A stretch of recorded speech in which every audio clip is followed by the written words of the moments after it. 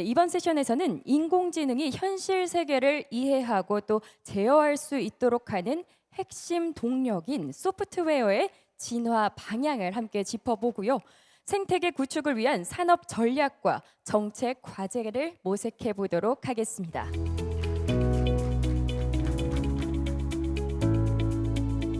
네, 저 이번 시간에는 아마 첫 번째 시간에서 반도체를 아마 공부하셨을 것 같은데요.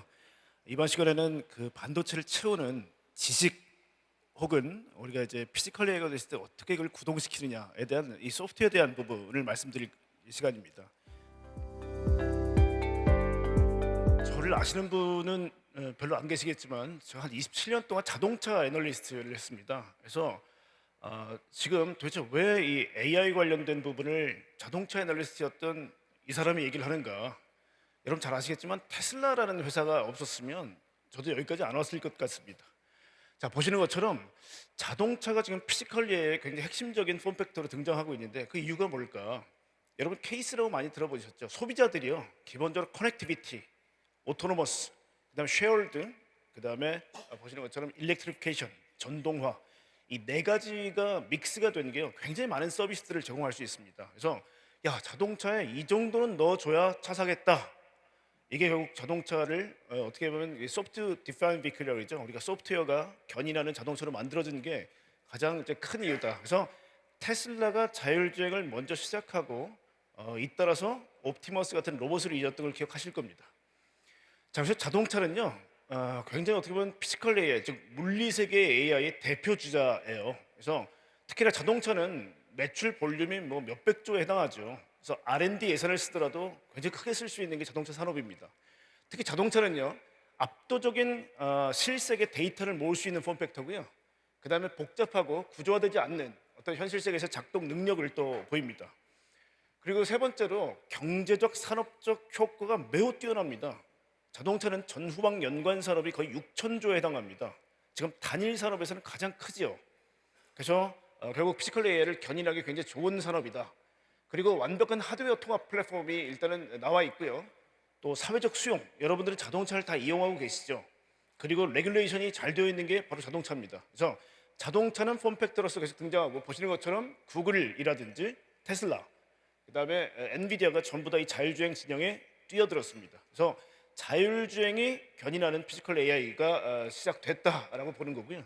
만약에 성공할 경우, 즉 테슬라 같은 경우는 이제 올 연말서부터 이 사이버캡을 대량 생산하게 될 텐데요.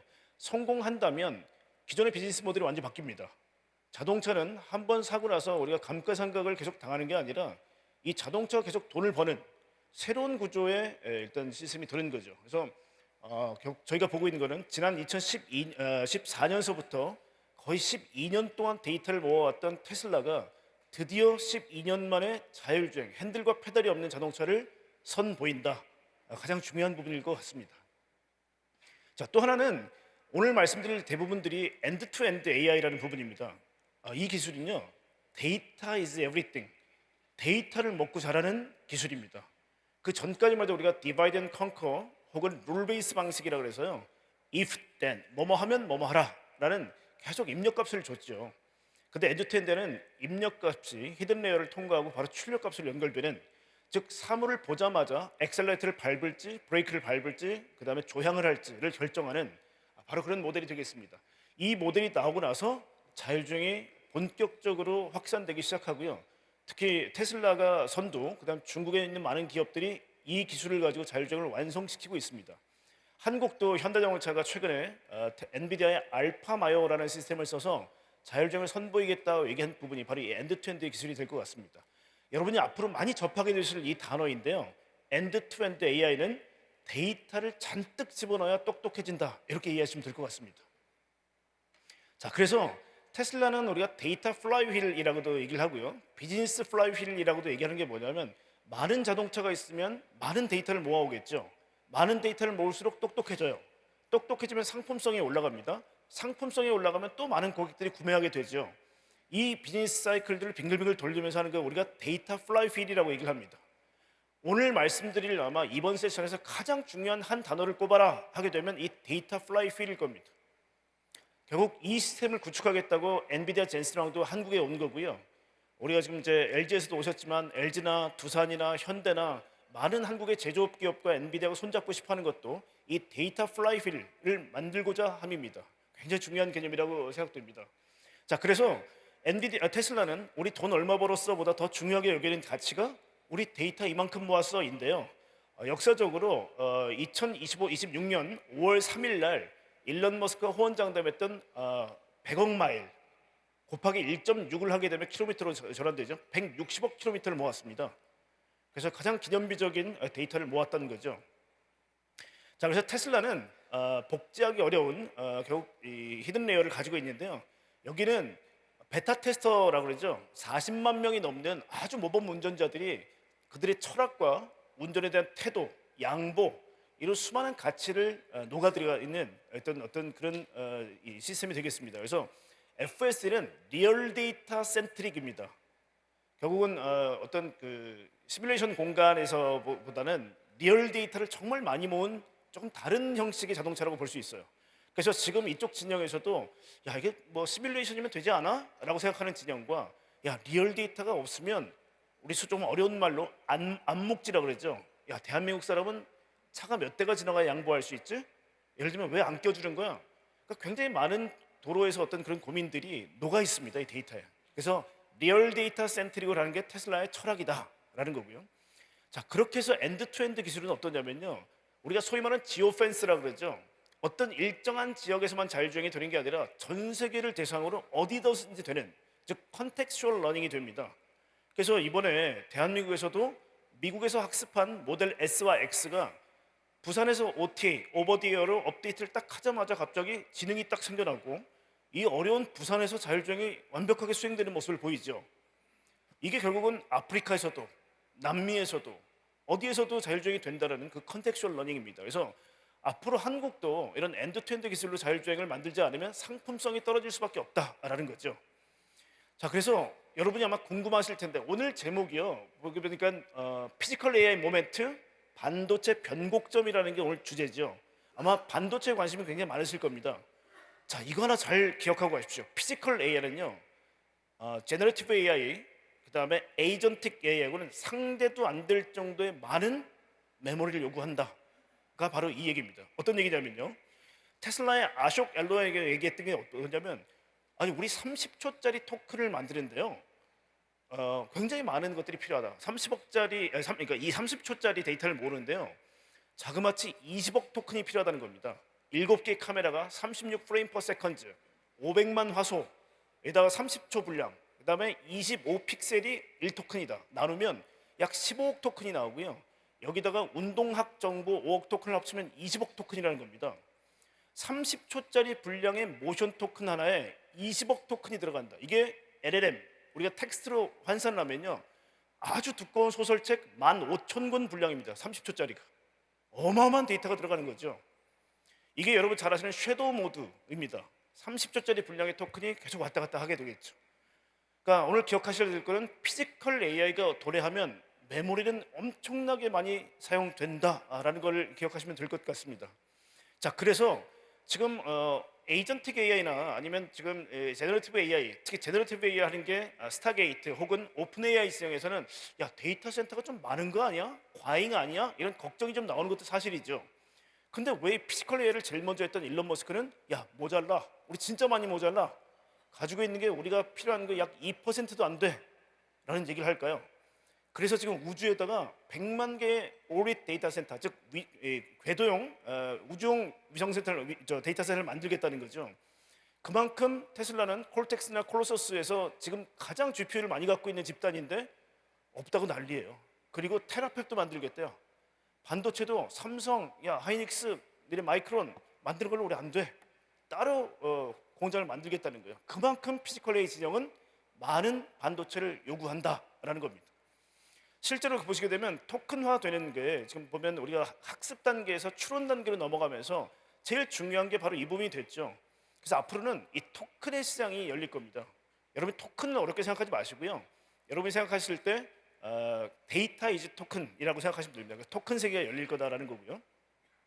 자동차 산업의 모비처럼 진화할 겁니다. 그래서 보셔야 될 거는 자동차가 피지컬 AI 쪽으로 결국 진행하게 되면서 자동차에서 했던 것들이 로봇으로 확장된다 이런 겁니다. 보시는 것처럼 우리 왼쪽에 있는 것들이 레거시 제조업이라면 오른쪽에 있는 게 피지컬 AI죠.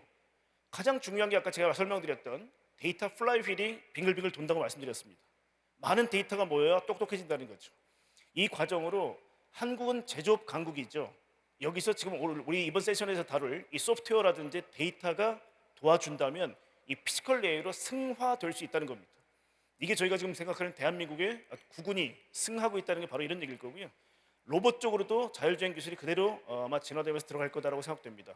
휴머노이드 로봇은요, 저희가 계산해 봤을 때 인간보다 약 12배 정도의 생산성을 보일 겁니다. 그래서 휴머노이드 로봇은 지금 저희가 105조 달러의 글로벌 GDP에 약 10% 정도가 되지 않겠냐 생각합니다. 그래서 경단위가 넘어가는 아마 첫 번째 섹터가 될 것 같다는 생각이 들어요. 그래서 중국 역시도 로봇을 이용한 무인화 공장을 서두르고 있고요. 그 다음에 앞으로 로봇은 공장, 서비스는 약 병원이라든지 음식점 같은 데 들어가고요. 그 다음에 여러분 가정으로 들어가는 공장, 서비스, 가정 순으로 들어가면서 아마 여러분께 아마 도움을 주는 존재가 되지 않을까 싶습니다. 오늘 말씀드릴 게 대부분 다 이걸 겁니다. 비전 랭귀지 액션 모델이라고 해서 이게 자동차에도 적용되고 로봇에도 적용되는데요. 이게 우리가 엔비디아와 손을 잡아서 뭐 LG그룹이나 현대차그룹이 좀 도움을 받겠다는 부분이 바로 이 부분입니다. 그래서 엔비디아가 시스템 참 잘 만들어 놨고요. 이쪽 진영에서 한국이 또 기브 앤 테이크를 할 수 있는 부분이 많이 생길 거다라고 좀 보고 있습니다. 자, 근데 무서운 게요. 중국은요. 엔비디아하고 시스템이 매우 유사한데 엔비디아 시스템을 사용하지 않아요. 자체적으로 만들고 있습니다. 이게 또 한국이 어떻게 보면 표방해야 될 방향이기도 하죠. 엔비디아한테 배우되 또 우리가 스스로 내재화시키는 것들도 병행해야 된다라는 거고요. 그래서 글로벌 선두 휴머노이드 로봇은 지금 중국과 미국의 각축전이다. 그리고 아까 말씀드렸지만 데이터가 무지 중요하기 때문에 지금 각 로봇 진영에서는 로봇을 학습시키는 학습소를 만들고 있습니다. 그래서 여러분 잘 아시는 현대자동차 같은 경우는 RMAC이라고 해서요. 메타플랜트 앞에다가 지갑 훈련소 같은 로봇 훈련소를 만들 겁니다. 그리고 옵티머스도 역시 옵티머스 아카데미라는 게 있고요. 이런 뭐 에지봇 같은 경우는 에지봇 월드 혹은 로봇 스쿨이라는 이름을 쓰고 있죠. 그래서 많은 로봇의 학습소들이 아마 계속 생길 겁니다. 실제로 그래서 로봇은 대량 생산을 해서 살포, 판매를 하거나 아니면 뿌리고 나서요. 대량으로 뿌려지고 나서 대량 데이터가 수집됩니다. 그래서 이게 다 되면 파는 게 아니라 이 중간 단계에서는 뭐냐면 로봇을 먼저 뿌리고 데이터를 모아오는 과정이 어느 정도 오버랩 될 겁니다. 한국이 제일 좋은 건 뭐냐면 공장을 가지고 있다는 거죠. 공장이 이렇게 넣기에 가장 좋은 지역입니다. 왜냐? 단순 반복이고요.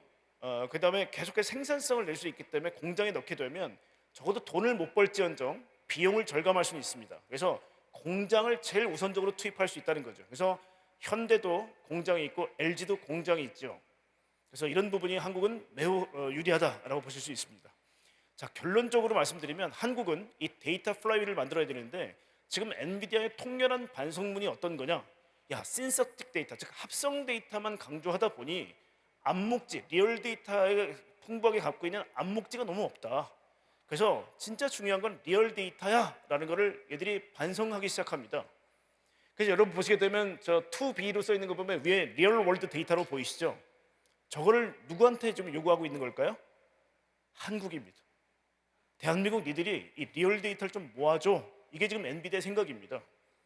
그래서 대한민국이 반도체도 강국이지만 이 데이터를 앞으로 계속해서 생성해내는 쪽에서 대한민국이 아마 중국과 라이벌 관계가 되지 않겠나라고 생각을 하고 있습니다. 자, 그래서 뭐 이런 거는 그냥 재미로 한번 보십시오. 구조화된 데이터가 중요한데 데이터를 모으면 어떻게 해요? 1인칭 시스템인 아이작과 3인칭 시스템 메트로폴리스를 같이 볼 경우에는 데이터가 훨씬 잘 모일 수 있다는 거고요. 실제로 여러분이 가지고 있는 능수능란한 어떤 장인 정신들을 이런 수트라든지 글러브를 끼고 나서 데이터를 모을 수 있는 장비들도 많이 나와 있습니다. 이런 것들 가지고 데이터를 구조화시킨다는 거죠. 그래서 우리 공장에 있는 아주 숙련되어 있는 장인분들의 어떤 노하우를 로봇에 그대로 옮기는 많은 툴들이 지금 나와 있습니다. 그래서 리얼 데이터를 수집하는 게 대한민국의 숙제다라는 겁니다. 그래서 암묵지를 형식지화하는 게 가장 중요하다. 이게 대한민국의 숙제가 되겠죠. 자, 그래서 실제로 한국의 피지컬 AI는 아쉽지만 모델과 플랫폼을 자체적으로 만들지 못했습니다. 대신에 엔비디아와 지금 우리가 윈윈 관계가 형성될 수 있는 좋은 시점에 와 있다고 생각됩니다. 그래서 아쉽지만 파트너십으로 시작해서 우리 걸로 점점 내재화하거나 이들과 함께 윈윈하는 그런 과정들이 앞으로 전개될 거다라는 생각을 하고 있습니다. 결론 내겠습니다. 2007년도에 소프트웨어인 iOS와 하드웨어인 아이폰이 결부가 되면서 폭발력을 보였죠. 피처폰이 다 무너졌습니다. 당시에 바다라는 OS를 만들고 있던 삼성의 이건희 회장이 결국 바다가 팔로잉이 많이 없다는 걸 알고 포기합니다. 과감하게 포기하죠. 대신에 갤럭시 S1을 만들 때 아이폰을 꺾을 정도의 훌륭한 디바이스를 만들어라 라는 미션을 내렸고요. S1 때는 좀 부족했지만 S2 때 세계 1등을 먹습니다. 이게 지금 재현될 가능성이 높다고 저는 보는 이유가 뭐냐면요. 테슬라가 말씀드린 2014년서부터 데이터를 모아서 드디어 핸들과 페달이 없는 자동차를 올해부터 대량 생산을 하기 시작합니다. 원년이죠, 올해가. 역시 마찬가지로 모든 레거시 자동차 업체들이 자체 시스템을 썼지만 실패했습니다, 번번이. 이번에 엔비디아가 나온 알파마요를 현대도 거의 마지막 파트너로 손을 잡았습니다. 마치 이건희 회장이 갤럭시 S1을 만들었을 때처럼 한국의 자동차와 로봇이 이 엔비디아와 손을 잡고 협업해서 우리 갤럭시 신호를 다시 써내려가는 그게 대한민국의 숙제가 아닐까 싶습니다. 여기서 마치겠습니다.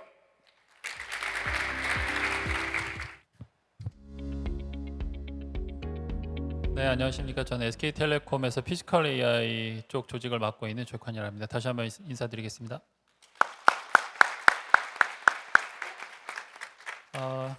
앞서 이제 그 데이터 플라이휠이라는 부분이 피지컬 AI에서 얼마나 중요한지에 대해서 서두에서 말씀을 주셨고, 저는 그 중에서 이제 데이터 플라이휠이라는 게 사실 제조에서 실질적인 것을 하기가 쉬운 건 아닙니다. 이제 그 중에 한 방법론적인 그리고 저희가 보기엔 특히 로보틱스 입장에서는 굉장히 중요하다고 생각되는 디지털 트윈 기반이라는 것으로 로봇을 학습한다, 이런 관점을 한번 말씀을 드리겠습니다. 이제 여러분 모두 아시겠지만 저희가 지금 직면하고 있는 제조업이라고 하는 측면에서는 위기와 기회가 공존한다고 할 수가 있습니다. 다들 아시는 것처럼 인구 소멸, 그리고 이제 모든 이제 노하우를 갖고 있는 장인 정신을 갖고 있는 엔지니어분들이 점점 이제 연세가 드시고 은퇴를 시기를 앞두고 있으면서 새로운 인력을 만들어내기가 쉽지 않은 상황이라는 부분, 이런 부분이 이제 어려움이자 이제 그 위기이고요. 이것은 사실은 비단 우리나라만의 문제는 아닙니다. 아시는 것처럼 전 세계, 그리고 심지어는 많은 선진국들이 제조업을 포기하게 된 여러 가지 구조적인 문제를 포함을 해서 이런 문제가 복합적으로 있습니다. 이제 그럼에도 불구하고 또 다른 기회는 앞서 말씀한 것처럼 많은 선진국들이 그렇게 잘 나가던 제조업들이 어쩔 수 없이 구조적인 문제와 앞서 말씀드린 인력적인 문제 때문에 포기했지만, 저희는 여러 선배님들이 힘들게나마 매우 그 난이도가 높은 제조업들을 많이 보유하고 있다는 것이 굉장히 큰 기회라고 생각이 됩니다. 더불어서 이제 이 지금 발전하고 있는 AI 기술을 통해서 이 시점에서 저희 제조업이 훨씬 더 경쟁력을 갭을 더 늘릴 수 있는 경쟁력을 갖출 수 있을 것 같다는 게 이제 또 하나의 이제 기회라고 생각이 들고요. 다행히도 점점 AI 기술이 발전함에 따라서 이 제조업, 피지컬 AI 분야에서도 범용 로봇으로 가능성이 이제 점점 높아지고 있습니다. 이제 그 이름하여 이제 기술이 로봇 파운데이션 모델, 여러분들이 이제 많이 사용하시는 LLM, 라지 랭귀지 모델이라는 게 있는가 하면 로봇을 움직이게 하는 파운데이션 모델이라는 부분이 AI의 그 기술 발전과 함께 이 가능성을 높게 보고 있고요. 이 RFM이라고 하는 거는 다양한 글자만이 아니라 다양한 뭐 영상 정보, 센서 정보, 그다음에 명령 정보, 이런 것들을 다 받아들인 다음에 실제 물리적인 액션 값을 배출해냅니다. 즉 무슨 얘기냐? 로봇이 사람의 명령과 보고 있는 것과 듣고 있는 것을 판단해서 스스로 판단을 한 다음에 실제로 글자로 내보내거나 이미지로 내보내는 것이 아니라 그 로봇의 움직임, 모터의 값으로 내보내서 움직일 수 있게 해준다는 형태가 이제 로봇 파운데이션 모델입니다. 이제 그래서 이 로봇 파운데이션 모델의 기술이 발전됨에 따라서 기존에는 로봇이라는 것조차도 이제 통제된 작업만 가능하고 프로그래밍 된 것만 가능했던 것들을 이제는 비정형 환경에서도 이제 사람처럼 스스로 판단해 나가면서 행동까지 할 수 있다는 부분이 가장 큰 가능성이라고 할 수 있겠습니다. 이 로봇 파운데이션 모델도 점점 진화 속도가 빨라지고 있습니다. 이전에는 현재까지도 VLA 모델이라고 해서 사람이 눈으로 인식하고 행동하는 것에 기반을 둬서 눈으로 본 것을 파악을 하고 그걸 가지고 액션을 취하던 동작을 취하던 모델에서 이제는 월드 액션 모델 형태로 발전하고 있습니다. 이 차이는 뭐냐면 우리 사람은 이걸 굉장히 쉽게 판단을 하는데 어떤 물건이나 환경을 보고 어떤 행동을 취할 때 어떤 상황이 발생할지를 스스로 예측이 가능한데 기존까지 로봇 기술은 사실 그러지 못했습니다. 그런 예측이 가능한 물리적 효과를 예측이 가능한 수준으로 발전되고 있는 게 이제 월드 액션 모델이라 할 수 있습니다. 그런데 앞서 말씀드린 것처럼 이런 라지 랭귀지 모델을 포함해서 로봇 파운데이션 모델은 심지어 라지 랭귀지 모델보다도 훨씬 더 많은 데이터를 필요로 합니다. 다양한 인풋 데이터와 함께 나와야 될 데이터도 굉장히 복잡도가 높기 때문에 훨씬 더 많은 양의 데이터가 필요한데 문제는 이 데이터를 만들어내는 부분부터가 사실은 허들이 굉장히 큽니다. 이제 크게 세 가지로 말씀드릴 수가 있는데요. 첫 번째는 이 데이터를 엄청난 데이터를 만들어내야 되는 문제, 이 스케일 자체가 문제이고요. 두 번째는 현장에서 모든 걸 할 수 없기 때문에 시뮬레이션을 활용하게 되는데 그러다 보니 실제와 그다음에 시뮬레이션 간의 갭이 크게 차이 나는 부분, 이런 부분을 어떻게 할 것이냐.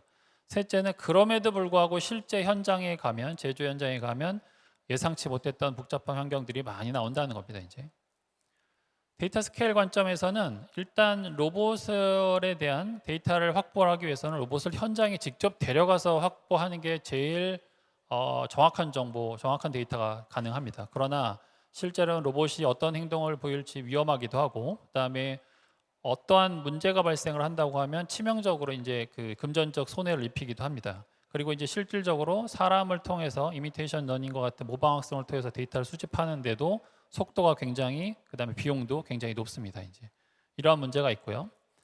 그래서 두 번째 저희가 생각하고 있는 게 이제 시뮬레이션 환경을 활용을 합니다. 이제 시뮬레이션 환경을 하는데도 불구하고 아직도 여전히 실제 로봇과 실제 환경과의 차이가 있기 때문에 그 괴리가 발생을 하는 여러 가지 요소들이 존재를 합니다. 앞서 말씀드린 대표적으로 이런 제조 공정 현장에서는 실제 그 시뮬레이션 환경을 거의 동일하게 만들었다 치더라도 매일매일 바뀌는 환경들이 있기 때문에 이런 부분을 어떻게 대응할 것이냐가 굉장히 큰 난관입니다. 이제 그래서 제가 오늘 강조드리고 싶은 것은 실제 피지컬 AI, 특히 로보틱스 분야, 물론 자율주행도 마찬가지입니다.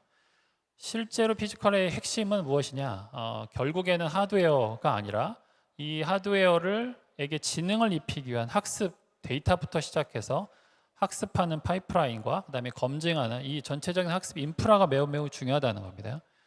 기존에 이제 그 LLM으로 대표되는 디지털 공간에서만 활용되는 AI의 경우에는 모든 데이터를 디지털로 처리할 수가 있었지만 피지컬 AI는 사실 그러기는 쉽지가 않습니다. 그럼에도 불구하고 제조 현장, 특히나 실제 현장을 문제점을 또는 한계를 극복하기 위해서 저희가 제시하는 방향은 디지털 트윈이라고 하는 가상 세계를 훨씬 더, 이 가상 세계 기술을 훨씬 더 많이 그다음에 활용을 해야 된다는 게 저희 생각입니다.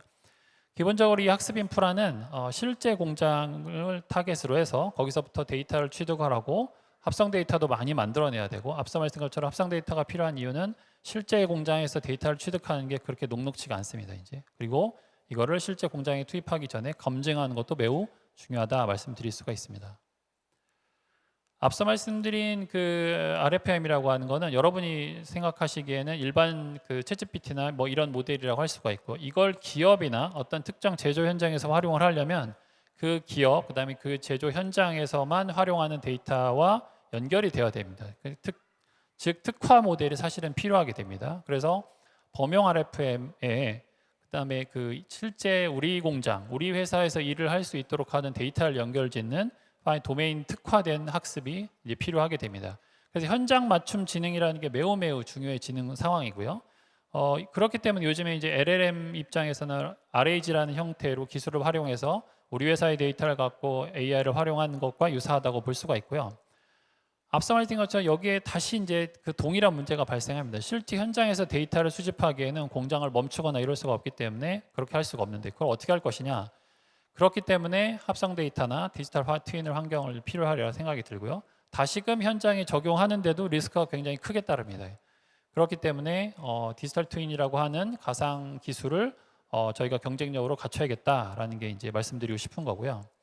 저희 이제 SK텔레콤에서는 전체 SK 그룹에서도 제조업이 매우 중요하고 우리나라에서도 제조업이 매우 중요하기 때문에 특히 제조 분야에서 피지컬 AI를 활용하고 또 직접적으로 상용화를 하기 위해서 이와 같은 디지털 트윈 기반의 로봇 트레이닝 플랫폼을 준비를 하고 있습니다. 현재 진행을 하고 있고요.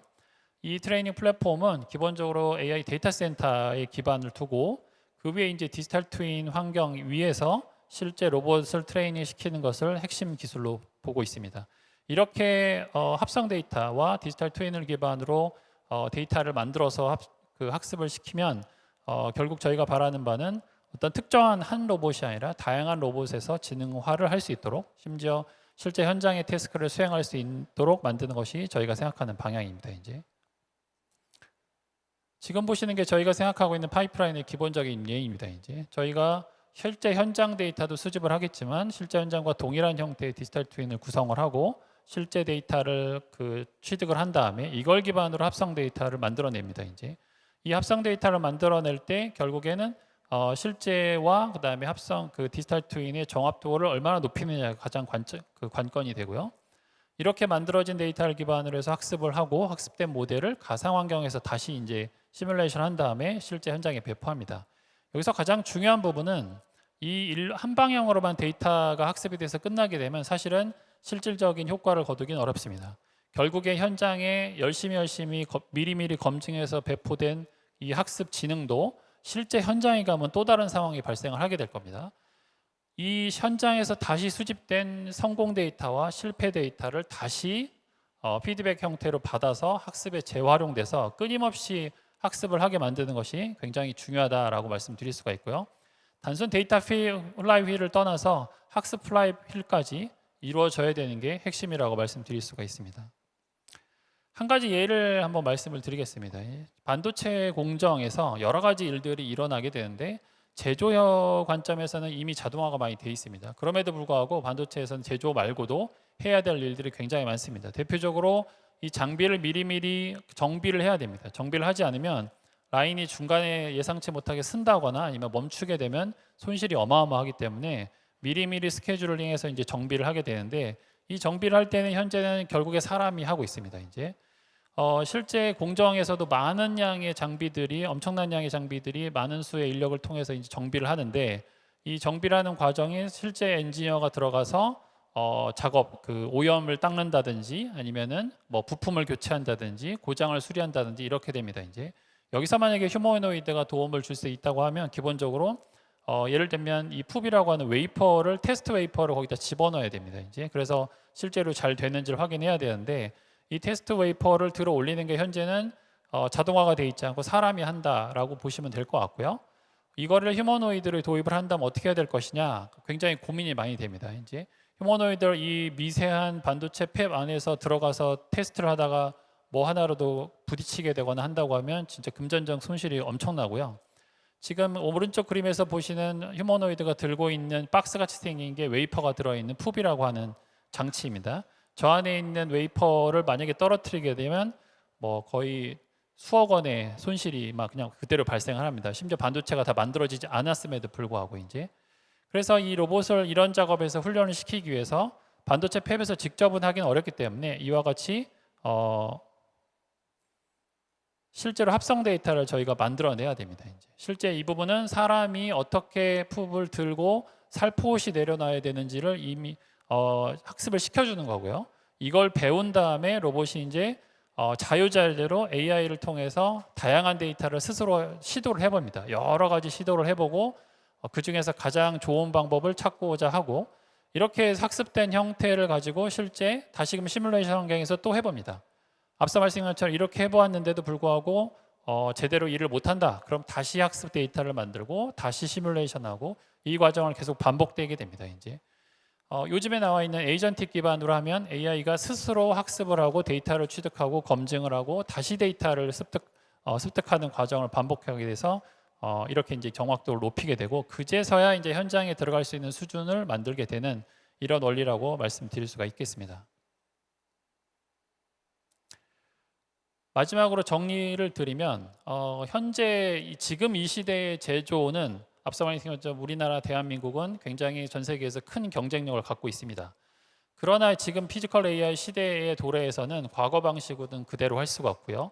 저희가 알고 있는 전통적인 제조의 자동화라는 부분이 하드웨어 중심이고 그다음에 프로그래밍 돼 있는 형태였다고 하면 이제는 비정형 형태를 커버할 수 있는 제조로 바뀌어야 되고, 실제 피지컬 AI에서 중요한 부분이 실제 하드웨어 중심이 아니라 소프트웨어 기반의 제조 역량이다라고 말씀드릴 수가 있고, 그 중심에는 결국에는 하드웨어에게 지능을 넣어주고, 그다음에 지속적으로 현장 데이터를 습득해서 좀 더 계속 시간이 갈수록 똑똑해지도록 만드는 멈춤이 없는 지능화가 굉장히 중요하다고 생각이 되고, 이를 뒷받침하는 것이 바로 이 소프트웨어 스택이다. 소프트웨어 중심의 제조 전환이 절실하다라는 말씀을 드리면서 이상 마치도록 하겠습니다. 감사합니다. 네, 조익환 부사님 감사합니다. 역시 부사장님이 이렇게 회사의 내공이 깊으신지 시간을 정확히 맞히셨어요. 대단하십니다. 하여튼 지금 이제 로봇 트레이닝 플랫폼이라든지 아니면 SKT 로봇 트레이닝 파이프라인을 말씀 주셨는데 정말 흥미롭게 들었습니다. 만약에 SK 하이닉스의 그 비싼 이 반도체들을 들고 다니실 로봇이 실용화 정도 된다 그러면 정말 저희 대한민국은 많이 올라가 있을 것 같다는 생각도 들었습니다. 자, 이번에는 울산, 대한민국 제조업의 심장이죠. 울산에서 가장 어떻게 현장과 또 가까운 로봇에 대해 고민을 하고 계신 윤상웅 교수님께 마이크를 좀 넘겨보겠습니다. 안녕하세요. 울산과학기술원 인공지능대학원의 윤상웅입니다.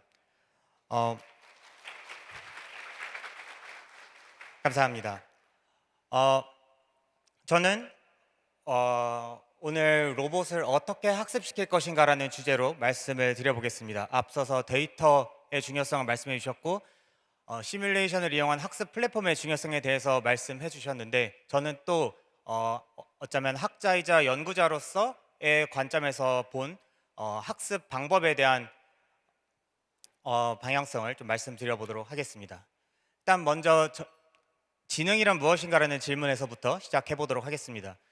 저는 지능은 여러 가지로 생각할 수 있겠지만 일종의 자연 현상이라고 생각합니다. 그래서 불이 타오르거나 아니면 비가 내리는 것과 같이 지능도 어떤 물질 세계의 어떤 현상이고, 우리가 인간은 이 물질 현상을 이해하고 활용할 수 있는 레시피를 개발함으로써 문명을 발전시켜 왔습니다. 그래서 불은 부싯돌을 마른 나무에 사용해서 불을 붙일 수 있다는 레시피를 만들었고, 사실 우리는 깨끗한 물을 얻거나 심지어는 인공 강우를 내릴 수 있는 어떤 기술적인 레시피도 가지고 있습니다. 오늘날 우리는 이제 지능을 만들 수 있는 레시피를 찾아 나가고 있는 중입니다. 그래서 이 지능을 만드는 레시피의 세 가지 요소는 좋은 학습 알고리즘, 많은 데이터, 그리고 아주 빠르고 강력한 계산 자원입니다. 그래서 이 세 가지가 결합되어서 머신러닝, 기계학습이라고 부르는 어떤 통합적인 프레임워크 안에서 학습이 이루어지고, 이것을 통해서 지능을 혹은 지능의 어떤 모사체를 구현할 수 있다는 것을 우리 인류가 경험적으로 그리고 이론적으로 점진적으로 알아가고 있습니다. 이 레시피가 사실 어떻게 보면 학자들이 기대했던 것보다도 더 효과적이어서 굉장히 놀라움을 주고 있는데요. 특히 거대 언어 모형에서 이 레시피가 극도로 효과적인 것이 이제 우리 나날이 체감을 하고 있습니다. 그래서 이 레시피는 크게 세 가지 단계로 이루어져 있는데요. 이제는 좀 상식이 되어 있지만 좀 리뷰를 해보면, 많은 수의 데이터에 대해서 그 데이터를 그대로 따라하거나 다음 단계를 예측하도록 하는 사전학습 단계, 그 다음에 어떤 인간이 큐레이션한 어떤 지령, 이런 인풋이 들어왔을 땐 저런 출력을 해라라는 것을 조금 더 정제된 데이터를 넣어주고 파인튜닝하는 단계, 그 다음에 스스로 어려운 문제, 어려운 수학 문제나 코딩 문제 같은 것을 풀어보면서 스스로 사고하는 단계를 익히는 그런 마지막 강화학습 단계로 이렇게 이루어져 있습니다. 그래서 이 레시피가 굉장히 효과적이어서 사실 현대의 많은 주류 연구자와 회사와 엔지니어들은 이 레시피가 과연 로보틱스에도 통용이 될 것인가 라는 주제에 대해서 많이 생각을 하고 있습니다. 그래서 많은 논의가 사실은 이 레시피가 그대로 그러니까 그대로 전이가 될 것이다, 그대로 적용 가능할 것이다 라는 것을 전제로 어떤 논의들이 이루어지고 있는데요. 저는 이제 말하자면 학자 혹은 연구자로서 이 레시피가 충분하지 않을 수 있다는 얘기를 오늘 드리려고 합니다. 그래서 이 레시피의 가장 좀 놀라운 점이자 강력한 점은 스케일의 법칙, 스케일링 로입니다. 그래서 이런 레시피가 이 규모를 늘릴수록, 그러니까 학습 데이터를 더 많이 모을수록, 모델 사이즈를 키울수록, 그 다음에 트레이닝이나 인퍼런스에 타오는 컴퓨터 자원을 더 강하게 만들수록 더 계속해서 한계를 모르고 계속해서 좋아진다는 겁니다. 이것이 어떻게 보면 굉장히 놀라우면서도 사실 학자로서는 조금 실망스러운 부분입니다. 왜냐하면 이것은 이제 결국에는 어떤 질적인 문제들을 모두 차치하고 그냥 많이 모으면 된다, 더 크게 만들면 된다, 더 빠르게 하면 된다는 논의로 수렴을 하기 때문에 어떤 질적인 요소에 대한 논의가 아니고 그냥 양적으로 많은 예산 자원을 집중하면 되는 문제로 모든 걸 바꿔버리기 때문입니다. 어쨌거나 이런 성공에 힘입어서 이런 레시피를 로보틱스에 이제 좀 평행하게 적용하려는 노력들이 많이 이루어져 있고, 특히 엔비디아를 필두로 한 많은 세계의 리딩 리서치 그룹에서 이런 접근 방법을 적용하고 있습니다. 그래서 프리트레이닝 대신에 세상의 물리 법칙을 배우는 월드 모델링, 그다음에 어떤 행동을 해야 될지를 이제 인간으로부터 하는 모방 학습, 그다음에 물리 세계에서 혹은 시뮬레이션 세계에서 수행하는 강화 학습, 이런 식의 레시피를 이제 평행 관계를 이루면서 이런 것을 그대로 적용하면은 우리가 언젠가는 뭐 이제 데이터를 많이 모으기만 하면, 계산을 더 많이 하기만 하면 인간 수준 혹은 인간을 뛰어넘는 수준의 피지컬 인텔리전스를 구축할 수 있을 것이다라는 믿음이 현재 굉장히 이제 널리 퍼져 있는 상태입니다. 근데 저는 이것이 뭐 효과가 없을 것이라고 생각하는 것은 아니지만, 우리가 아직 모든 비밀을 밝혀낸 것은 아니다라고 믿는 쪽에 조금 더 가깝고, 그런 얘기를 조금 해보도록 하겠습니다. 이제 이런 레시피들이 사실 오늘날 상당 부분 작동을 잘 하고 있음에도 불구하고 여전히 오늘날 로봇은 상당히 멍청합니다. 그래서 지금 로봇을 데모를 보면 굉장히 그럴듯하지만, 이 로봇을 내 집에다 갖다 놓고 믿을만하게 우리 집에 설거지나 빨래를 시킬 것이냐라고 하면 아마 대부분의 선생님들께서 아니라고 대답을 하실 겁니다. 그래서 로봇공학자들은 많은 변명을 가지고 변명을 준비를 하고 있는데요. 이제 첫 번째 변명은 거기 데이터가 아직 충분하지 않아서 그렇다는 것입니다. 그래서 이런 문제를 해결하기 위해서 데이터를 수집하려는 노력이 많이 이루어져 있고, 대표적인 예시로 사람에게 이제 카메라를 달아서 어떤 작업자가 실제로 작업하는 모습을 이제 연속적으로 촬영을 하게 하는 것입니다. 이제 에고센트릭 비디오라고 하는데요. 이 데이터를 어떻게 수집하고 잘 가공해서 더 데이터를 많이 모을 것이냐 하는 논의가 활발하게 이루어지고 있고요. 특히 이제 데이터 플라이휠 측면에서는 이 로봇을 일단 배포를 하면 거기서부터 데이터를 모을 수 있을 것이다라고 해서 일단 배포를 한 후에 심지어 사람이 원격에서 조종을 하더라도 일단 배포를 시켜놓고 거기서 데이터를 모으자라는 시도들도 많이 이루어지고 있습니다. 두 번째 변명은 이 로봇의 센서가 아직 부족하다는 변명입니다. 그래서 현재 많은 로봇의 기본 어떤 연구되는 모형들은 시각과 언어와 액션, 이렇게 세 가지 요소를 조합을 하는데, 여기에 이제 촉각이라든지 힘이라든지 어떤 그 터치에 대한 요소들이 아직 빠져 있고, 이것뿐만 아니라 사실은 뭐 인간은 사실 청각, 촉각, 후각, 이런 많은 정보들을 많이 활용하기 때문에 이제 로봇이 아직 빠져 있는 센서들이 있고, 이것 때문에 아직 로봇이 우리가 원하는 수준에 도달하지 못했다고 주장을 할 수도 있겠습니다. 그래서 이 레시피가 굉장히 매력적이게 들림에도 불구하고 저는 여전히 그냥 데이터를 많이 모으고 모델을 크게 만들고 계산을 많이 하면은 인텔리전트하고 안전하고 어떤 범용적인 로봇이 만들어질 수 있을까에 대해서 여전히 물음표가 남아있다고 생각하는 쪽입니다. 그런 것에 대한 근거를 인간과 동물에서 찾을 수가 있습니다. 그래서 지능을 정의하는 여러 가지 방법이 있겠지만, 지능이라는 것의 중요한 요소는 변화에 적응하는 능력입니다. 그리고 인간의 신체, 특히 피지컬 인텔리전스는 변화에 적응하는 능력이 압도적으로 뛰어납니다. 그래서 우리가 다리를 한쪽 다치게 되면은 기부스를 하게 되는데, 기부스를 한 발을 사용하지 않고 대신에 도구를 사용해서 걷는 방법을 누가 가르쳐주지 않아도 한두 번의 연습 만에 알아낼 수가 있고, 손을 베이게 되면 그 아픈 손가락을 든 채로 여전히 타이핑을 수행할 수가 있고, 심지어는 현실 세계와 전혀 다른 물리 법칙이 적용되는 가상 세계에서의 게임 캐릭터 컨트롤을 한 몇 시간 연습하면은 능숙하게 수행을 할 수 있게 됩니다. 제가 인지하기로는 오늘날 시중에 나와 있는 어떤 종류의 로봇 파운데이션 모델도 이런 수준의 어댑테이션 능력, 적응 능력을 가지고 있지는 못한 것으로 이해를 하고 있습니다. 이게 더 놀라운 것은, 인간은 훌륭하니까 그렇다고 할 수 있는데 동물도 엄청난 수준의 적응 능력을 가지고 있다는 것입니다. 우리가 대표적으로 잘 알려져 있는 사례는 까마귀나 문어와 같은 생물들이 어떤 물리적인 물체와 상호작용하여서 문제를 해결하는 능력이 굉장히 뛰어나다는 것이 잘 알려져 있는데, 또 특히 재밌는 것은 심지어 곤충들조차도 그런 능력을 가지고 있다는 것입니다. 이제 왼쪽에 보이시는 것은 올해 사이언스지에 이제 보고된 사례인데요. 심지어 호박벌도 어떤 목표로 하는 꿀이 담겨 있는 지점에 도달하기 위해서 주변의 사물을 활용해서 손이 닿지 않는 곳은 이렇게 물체를 끌어와서 받침대를 만든 다음에 올라가서 꿀을 채취할 수 있는 이런 문제 해결 능력과 적응 능력을 가지고 있다는 사례가 보고가 되었습니다.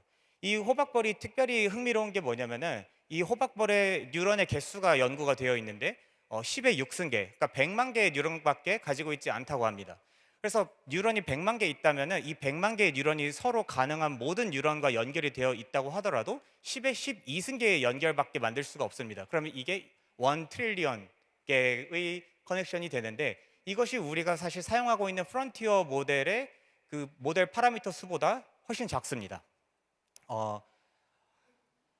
그래서 저의 이제 연구자로서의 보는 어떤 맹점이나 미래의 가능성은 이러한 피지컬 인텔리전스를 구현하는 것이 반드시 스케일, 규모의 문제일까라는 어떤 좀 소수 의견을 오늘 한번 공유를 하고 싶었습니다. 당연히 많은 큰 스케일, 많은 데이터, 좋은 컴퓨터를 사용하면 더 성능이 좋아질 거라는 것에는 의심이 없지만 이 레시피를 우리가 약간 비판적으로 검토를 해볼 필요가 있고 이 자연계에 존재하는 피지컬 인텔리전스 수준에 도달하기 위해서 다른 솔루션이나 어떤 우리가 새롭게 검토해야 될 요소가 있을 수도 있다라는 말씀을 오늘 공유를 드리고 싶었습니다. 그래서 이제 저의 생각은, 저의 소수 의견은 이러한 적응적이고 일반적인 물리적 지능을 구현하기 위한 레시피를 우리가 다 알고 있지는 못하다는 것입니다. 그래서 오늘날에 있는 피지컬 인텔리전스 모델들은 어떤 굉장히 그 제한된 상황에 제한된 어떤 이제 신체 구조에 혹은 물리적 상황을 이제 구속되어서 이제 구현이 되어 있고 이제 인간만큼 혹은 인간의 두뇌나 동물의 두뇌만큼 다양한 상황과 조건에 적응적으로 활동할 수 있는 그런 능력이 아직은 부족합니다. 그래서 저의 생각은 혹시 얘기를 들으시는 분 중에 약간 미래의 로봇 공학자나 미래의 꿈나무 분들께서 계시다면은 이 현재의 현재 주류의 그 의견에 대해서 약간은 비판적으로 한번 생각해 보시고 여기에 빠져 있는 곳이 분명히 있을 것이고 우리가 그것을 만약에 다른 나라보다 먼저 찾아낸다면 혹은 다른 연구자보다 먼저 찾아낸다면은 그것이 우리에게 굉장히 큰 기회가 될 수 있고 다음 단계로 이 로봇 공학과 피지컬 인텔리전스가 도약할 수 있는 기회가 될 거라고 생각합니다. 감사합니다. 근데 아마 여기 앉아 계신 많은 분들이 이 규모의 경제 내지는 스케일러를 되게 원하시는 분들이잖아요. 더 많은 반도체를 썼으면 좋겠다. 더 많은 데이터를 모아야 돈이 된다 생각하실 텐데 이 교수님 같은 이 천재 공학자들이 이렇게 적응을 시켜버리면 여러분들은 그 주식에서 별로 재미를 못 보실 것 같아서 좀 걱정이 좀 됩니다. 근데 그럼에도 불구하고 저희가 스킬드 AI라는 회사가 있습니다. 이게 미국에 있는 회사인데 역시 지금 말씀하신 것처럼 계속 규모를 늘려서가 아니라 결국은 어댑션, 적응, 그러니까 쉽게 말하면 디폴트 값이 이겁니다. 중국 로봇이 넘어지면 너 죽어 이렇게 훈련을 시켰다면 스케일드 AI는 적응하지 못하면 너 죽어로 학습을 시킵니다. 그러니까 굉장히 어떻게 보면 최신 기술을 좀 말씀하고 계시고 있고요. 수많은 이제 로봇 회사들도 이 옴니바디 데이에 어떤 몸뚱이가 되더라도 결국 적응을 할 수 있도록 만드는 것들을 지금 고민하고 있다라는 좀 말씀을 좀 드리겠습니다. 현장에서 보니까 질문이 참 많이 들어왔습니다. 17개가 넘게 들어왔는데요. 사실 저희들끼리 질의응답을 좀 사전에 좀 준비를 한 게 있는데 과감하게 생략하고 여러분 것들로 다 채워놓도록 하겠습니다. 그리고 그 이준호 전무님 지금 말씀 주셨는데 제가 이준호 전무님하고 처음에 인연을 맺은 게 아마존이피케이션, 아마존이 처음에 로보타이제이션을 할 때 LG CNS가 정말 빨리 대응하셨고요. 대한민국 현장에 안 가보신 데가 없을 정도로 다양한 현장의 경험을 가지고 계세요. 그래서 CNS가 이 RX를 한다고 해서 굉장히 반갑더라고요. 그래서 대한민국이 여러분 잘 아시는 것처럼 로봇 밀도 세계 1위입니다. 그만큼 우리가 로봇을 많이 사용하는 민족이기도 해요. 그래서 이것들이 나중에 실제 피지컬 AI하고 결부가 돼서 이 로봇이 실제로 제대로 이게 사람의 인지 판단 없이 작동할 때가 왔을 때 과연 대한민국은 어디까지 올라갈 수 있을까? 굉장히 어떻게 보면 설레기도 하고 또 기대가 되는 대목이 아닌가 싶습니다. 자, 그러면 제 쓸데없는 얘기를 그만하고 질문을 일단은 쭉 한번 말씀을 좀 드리겠습니다. 최근에 7S라고 얘기를 하더라고요. 삼성전자를 비롯한 생명, 뭐 물산, 전기, 그다음에 SK 하이닉스부터 뭐 스퀘어까지 쭉 다. 그래서 요즘 하이닉스가 워낙 돈을 많이 벌려들여서 그런지 몰라도 우리 조이컨 부사장님에 대한 질문이 제일 많습니다. 아마 SK에 대해서 질문이 참 많이 주신 것 같은데 일단 첫 번째로 한번 요 질문을 한번 드려보겠습니다. 제조업 현장에서 피지컬 AI 도입 시 가장 큰 어려움 중 하나가 데이터 구축과 AI 인력 부족이라고 생각합니다. 오늘 설명 주신 제조 특화 작업 학습을 위한 데이터 수집, 가공, 모델 학습 파이프라인 구축까지 포함한 B2B 서비스를 제공하거나 준비 중이신지 궁금합니다라는 질문 주셨습니다.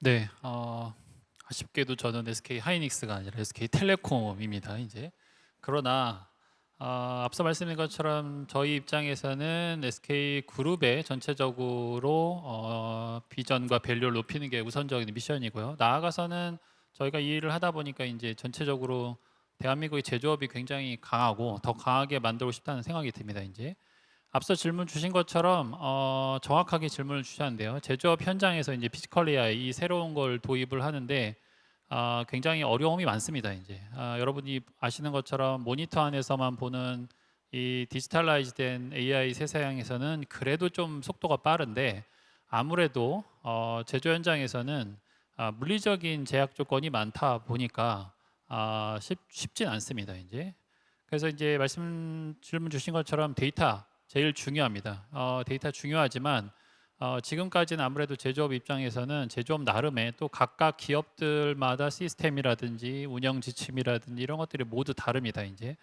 또 하나는 이 AI 시대가 제조업 입장에서 특히나 너무 빠르게 왔기 때문에 변신해야겠다는 생각은 의지는 많으나 사실은 내부 인력 부족에 대한 부분도 정확한 질문이라고 말씀드릴 수가 있고요.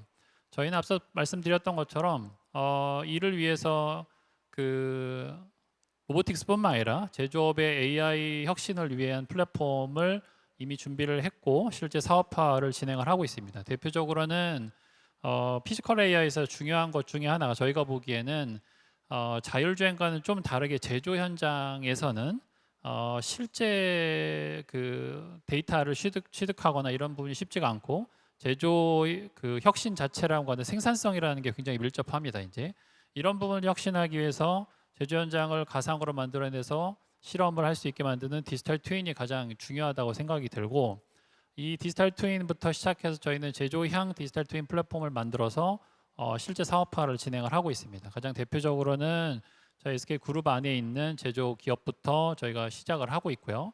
물론 디지털라이즈되어 있는 다른 분야보다는 시간은 조금 더 걸립니다. 그러나 그 속도는 이전에 비해서는 굉장히 빠른 속도로 진행하고 있다라고 말씀드릴 수가 있고요. 저희가 이제 디지털 트윈과 로보틱스를 연관지어서 말씀드리는 계속 이유는 이 디지털 트윈은 현재 제조업의 생산성을 향상시키기 위해서 약간 OS 같은 역할을 합니다. 이제 그런데 OS로만 끝나는 것이 아니라 이게 로보틱스 관점에서는 연습장이 되고 있습니다. 실제 이제 연습을 할 수 있는 플레이그라운드 역할까지 겸용을 하고 있기 때문에 여기서 뭔가 가상으로 먼저 실험을 하는 부분에 대한 부분도 이어서 준비를 하고 있습니다. 앞서 말씀드린 것처럼 저희가 디지털 트윈과 로보틱스를 결합한 실제 플랫폼은 현재 통합적으로 준비 중이고 하반기 중에 또 여러분한테 공유 드릴 자리가 분명히 있으리라 생각이 듭니다. 예, 좋은 질문과 또 좋은 답변 감사드립니다. 자, 이번엔 윤상훈 교수님한테의 질문인데요. 역시 교수님이 나오셔서 그런지 몰라도 학생의 질문이 아닌가 싶습니다.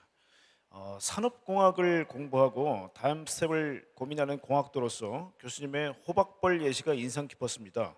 우리가 생명과학에서 신호를 배울 때 신경과 함께 얘기하는 것이 호르몬입니다. 피지컬 AI 분야에서 뉴런 구현과 함께 호르몬 구현을 염두한 연구가 이루어지고 있는지 교수님의 개인적 생각은 어떠하신지 궁금합니다. 인상 깊은 발표 감사합니다. 질문이 되게 어려운데요? 예, 굉장히 좋은 질문 감사합니다. 사실 제 백그라운드가 저는 학부 때는 화학공학을 전공을 했고 석사 때 뇌과학 전공을 한 다음에 박사 때 기계공학을 전공을 했습니다. 그래서 어떻게 보면 말씀하신 질문에 좀 대답하기 적절한 사람일 수 있는데요. 제가 사실은 인공지능 연구를 시작한 것 자체가 이제 뇌나 신경망을 이해를 하고 싶어서 뇌과학 전공에 입학을 해서 컴퓨테이셔널 뉴로사이언스를 공부를 하고 싶어서 시작을 하였기 때문에 뭐 이런 쪽의 논의에 대해서 좀 이제 친숙한 편입니다. 결론부터 말씀을 드리면은 이제 뇌에서 영감을 받을 부분은 굉장히 많이 남아 있다고 생각을 하는데요.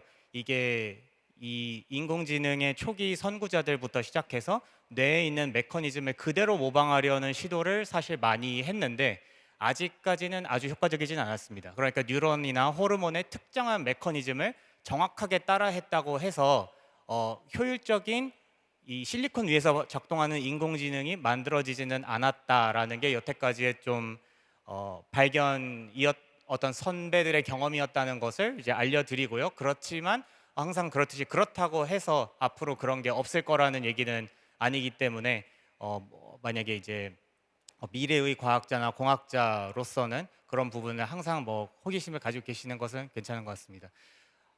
이게 이제 좀 가장 유사한 예시가 뭐가 있냐면은 이제 하늘을 나는 기계를 만들려고 할 때 새의 비행 메커니즘을 그대로 따라해야 하느냐라는 거랑 이제 가장 좀 적합한 예시라고 할 수 있겠습니다. 그래서 결과적으로 우리가 오늘날 굉장히 유용하게 사용하고 있는 비행기의 비행 메커니즘은 이런 곤충이나 새의 비행 메커니즘과 굉장히 다른 기작을 통해서 구현과 작동이 되고 있습니다. 근데 이제 각각의 장단점이 있어서 우리가 앞으로 뭐 모종의 군사적인 이유건 어떤 효율의 이유건 뭐 새처럼 혹은 곤충처럼 나는 기계를 만들지 말라는 법은 없겠죠. 그렇지만 어쨌든 그런 어떤 갭이 있다는 것은 인지는 하시는 것이 어떤 방향을 선택하시는 데 도움이 될 거라고 생각합니다. 하지만 항상 이제 그 영감을 얻는 그런 소스로서 활용하시면 좋을 것 같습니다.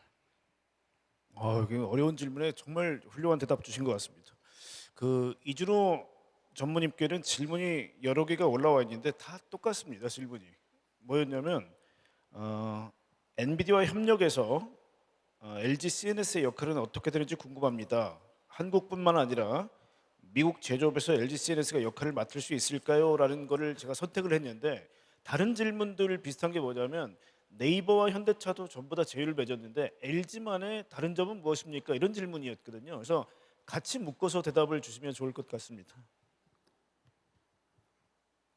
그 LG CNS만의 얘기도 드리고 LG 전체에 대한 얘기를 잠깐 말씀드리면 저희 그 LG는 피지컬 AI에 대해서 굉장히 진심입니다. 그래서 저희가 LG 그룹사별로 장점을 다 모아서 거의 회의를 하여튼 자주 하고 있습니다. 근데 예를 들면 LG전자는 크로이의 로봇에 대해서 진심이고 저희 LG CNS는 아까 말씀드렸듯이 플랫폼에 대해서 진심이고 그리고 이노텍은 거의 관련된 센서나 다양한 그 그리퍼 뭐 이런 것들에 대한 진심이고 그리고 LG AI 연구원은 거기에 관련된 RFM에 대한 진심입니다. 요번에 저희가 가서 엔비디아를 만났는데 이런 부분에 대한 관심이 많았고 특히 저희가 가지고 있는 그 피지컬 웍스 플랫폼에 대해서 가장 저희가 그 세션만 들어갔기 때문에 관심이 많았었는데 그 이유는 뭐냐면 엔비디아가 가지고 있는 다양한 플랫폼들이 있습니다. 근데 그 플랫폼은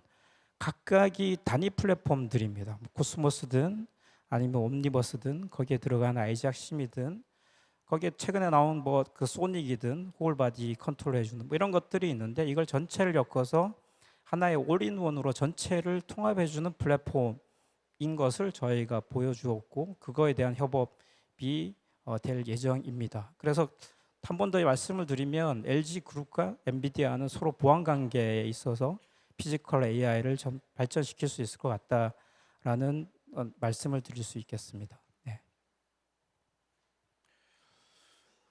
감사합니다. LG가 참 진심입니다, 여러분. 그때 여러분들이 LG 그룹을 엔비디아하고 만났을 때 상한가를 3번을 만들어 주셨어요.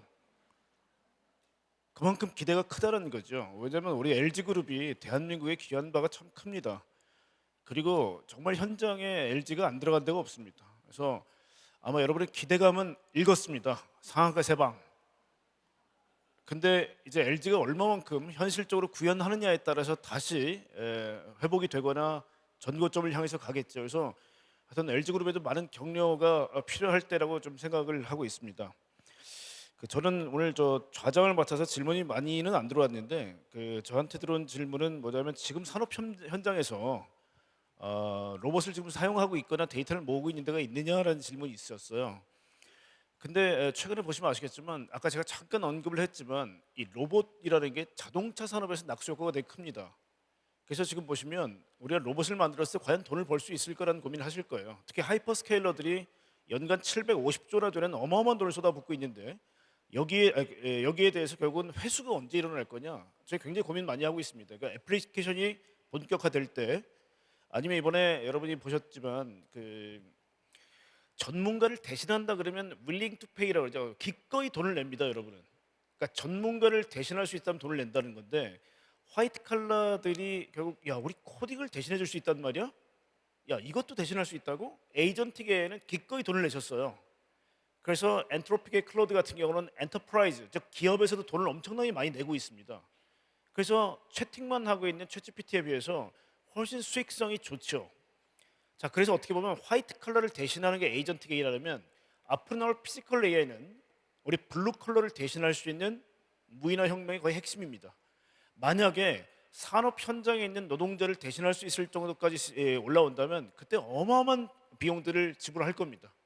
그게 결국 지금 하이퍼스케일러들이 회수 시기라고 보는 거죠. 그래서 자동차 회사들은 제조 능력이 있습니다. 그리고 또 하나가 지금까지 자동차의 모든 올 프로세스 중에 유일하게 기계로 대신하지 못한, 즉 로봇으로 대체하지 못한 쪽이 여러분 잘 아시는 의장 공정, 어셈블리 라인입니다. 이 어셈블리 라인에 로봇을 투입해서 이 굉장히 복잡한 이 과정들을 로봇이 대신할 수 있다면 이쪽은 정말 레이버 코스트를 극단적으로 줄일 수 있는 이 프로세스가 되기 때문에 지금 제일 많이 연구가 일어나고 또 데이터를 모으고 있는 쪽이 저는 자동차의 의장 공정이라고 생각합니다. 실제로 현대자동차도 지금 메타플랜트에 25,000대의 아틀라스를 넣겠다는 공정도요, 결국 어셈블리 라인이 될 거고요. 혹시 어셈블리 라인 좀 잘 모르시는 분들을 위해서 말씀을 드리면, 우리 운전석 안에 들어가 있는 굉장히 복잡한 칵빛, 조종석, 그 뒤쪽에 있는 와이어 하네스 연결, 그 다음에 뭐 시트 레일 까는 거, 그 다음에 뭐 안전벨트 연결하는 거, 굉장히 손이 많이 가는 행위들이거든요.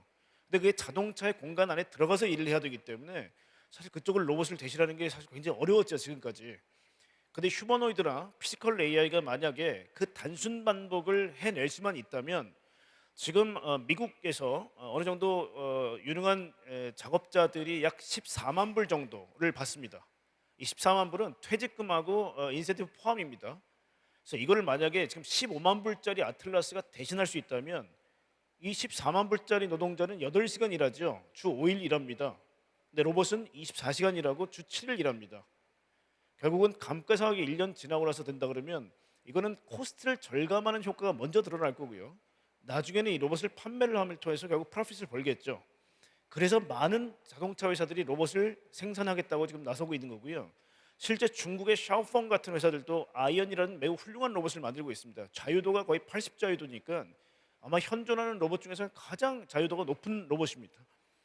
이쪽도 결국은 샤오펑의 공장에 투입하겠다고 얘기를 하고 있죠.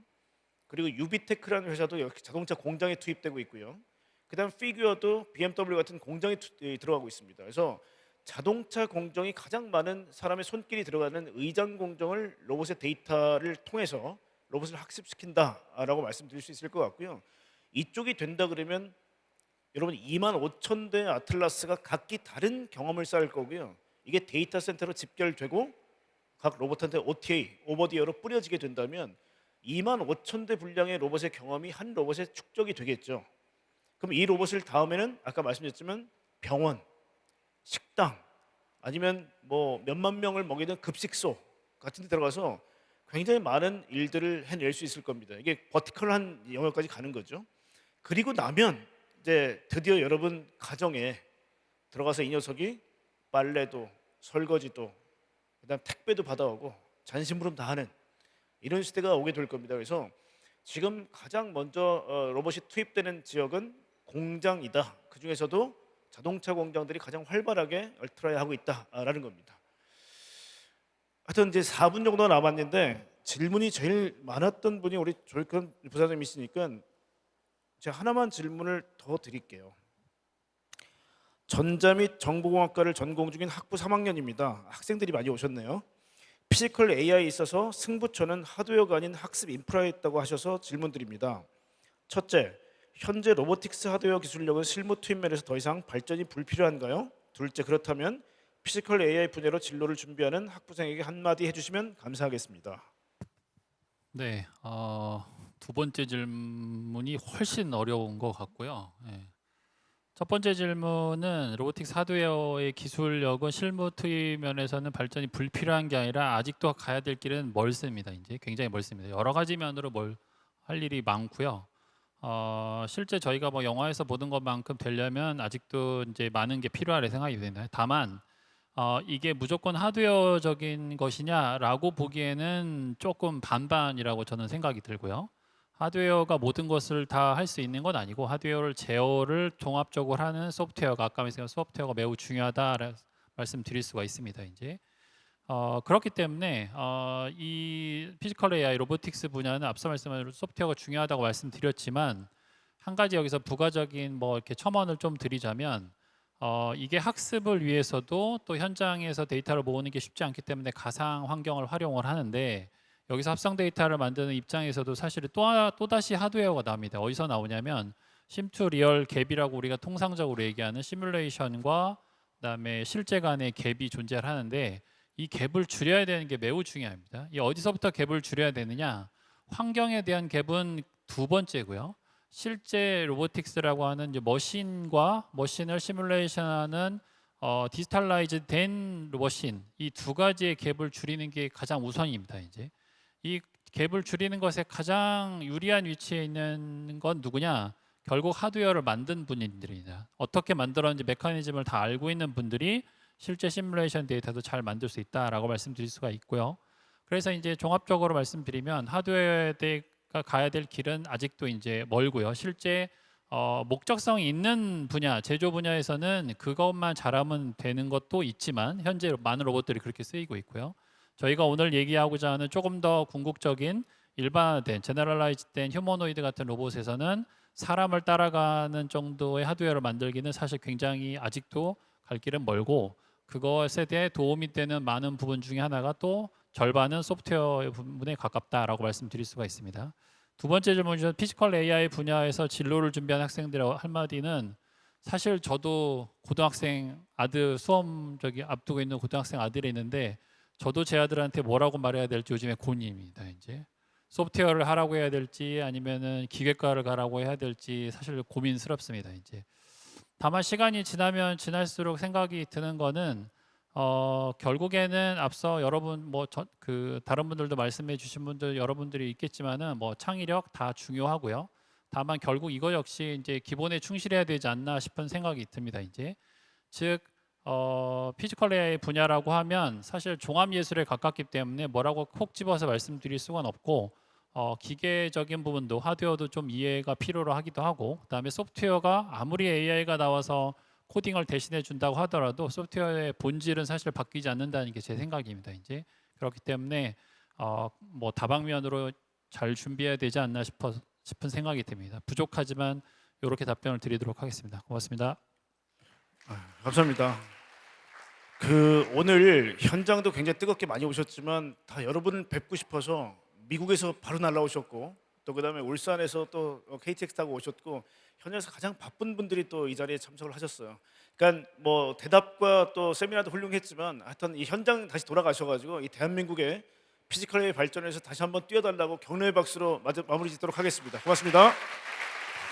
네, 감사합니다. 또 이렇게 열정적인 강연과 또 토론에 끝까지 힘써주신 연사 여러분들께 다시 한번 따뜻한 박수 보내주시기 바랍니다. 네, 피지컬 AI가 소프트웨어를 통해 어떻게 구현되고 또 발전될 수 있는지 함께 확인해 볼 수 있었던 뜻깊은 시간이었습니다. 자, 이것으로 두 번째 세션 모두 마무리하도록 하고요.